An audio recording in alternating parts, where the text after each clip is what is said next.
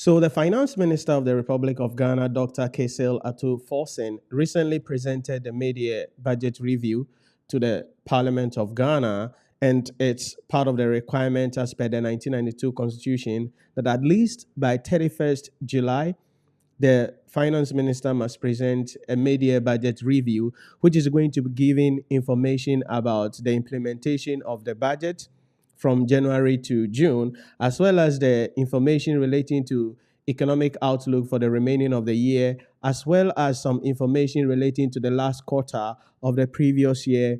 And so this was done by the finance minister, and there were a lot of things that were discussed.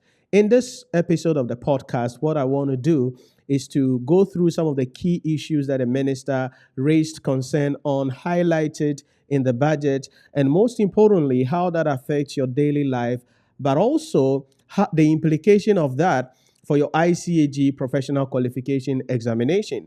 Because you must understand that if you are writing subjects such as public sector accounting and finance, audit and assurance, advanced audit and assurance, financial management, principles of taxation, advanced taxation, then there are a lot of issues that you have to be interested in as they go on in the Parliament of Ghana, as well as in governance, because these things are feeding into how certain things are going to be done, and it increases your understanding of what the things that you are learning in class to position you to go into the exam hall, write the exam with confidence, and most importantly, pass the examination. In addition to that, it also arms you with the opportunity to know that you are not just learning something out of the blue. You are not just there chewing some baba, reading something that you were not going to be using anywhere. You are seeing that the things that you're going to be learning, you are reading in the professional qualification program are actually in practice, and you are seeing how they are connected with each other. And so that is what I want us to go through today,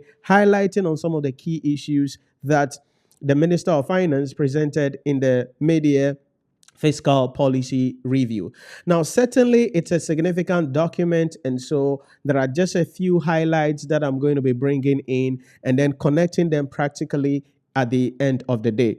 Now, on the overall, my view of the economy in the last few months under this new administration will be that, yes, there has been some significant changes. We've seen inflation going down. We've seen significant appreciation of the Ghana city, and we've seen a lot of improvements coming in. Most importantly, about the banking sector cleanup, especially the National Investment Bank, because for some reason during the cleanup exercise under the previous administration, nothing was really done to National Investment Bank, which is an indigenous bank that was supposed to be supported. However, under this new administration and during the mid-year review, the minister had mentioned the significant recapitalization that the government has undertaken to empower NIB, save about 900 jobs, and most importantly, turn an entity that had been making losses to a profitable entity during the first quarter of the year. And so we would say that, yes, there are significant issues. Yeah, we wouldn't say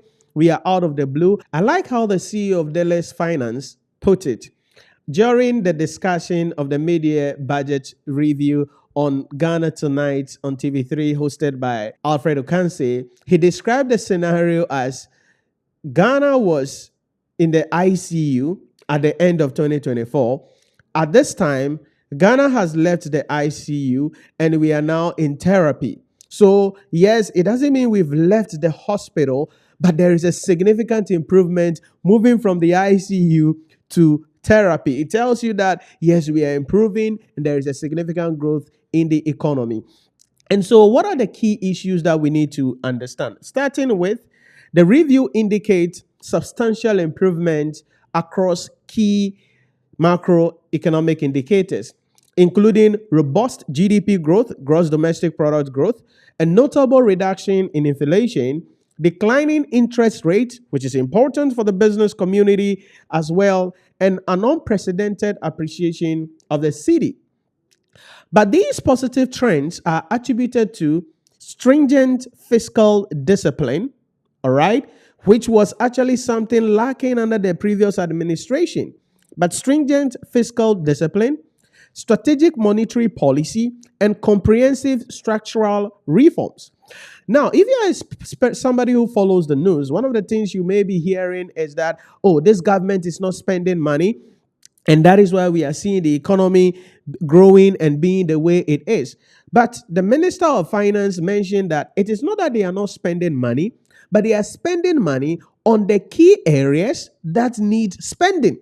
In other words, they are not just spending money for spending's sake. And that is where fiscal discipline comes in, where you are not just spending money because you have to spend money, but you are spending money on areas that are going to be bringing significant returns to the economy. And so the government effort in public debt management, including significant reduction in the debt to GDP ratio and progress in debt restructuring, have also contributed to an improved credit rating. And so these are some of the key issues on the overall that we are going to be highlighting on, and most importantly, how these relates to principles of taxation, advanced taxation, public sector accounting and finance, financial management, audit and assurance, advanced audit and assurance, how all of these actually connect with these subjects and how we need to understand them